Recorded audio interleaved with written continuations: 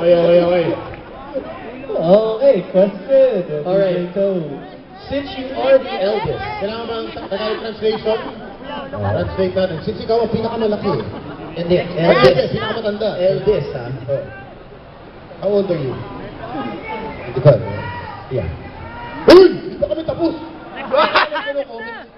Since you are the eldest sa lahat ng babae, Since you are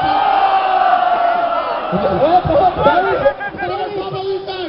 Pinagpapawisan! Manyak na manyak ang buhay. Hoy, tuloy tayo. Iwan, ano ba tamang edad para ma-virginize? Since ikaw ang pinakamatanda at ang pinakamature, anong tamang age. Anong age ang pinakamasarap? No, the right time Edad. Para ma-virginize. to lose it. When is the right time? To lose your virginity.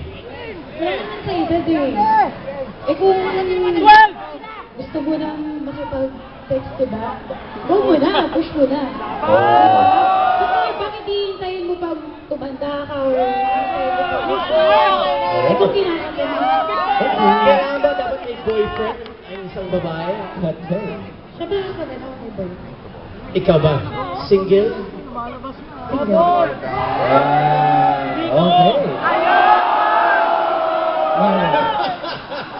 Thinking. Ano, good boy, bad boy, boy next door? Bad boy. Sino dito ang mga bad boy?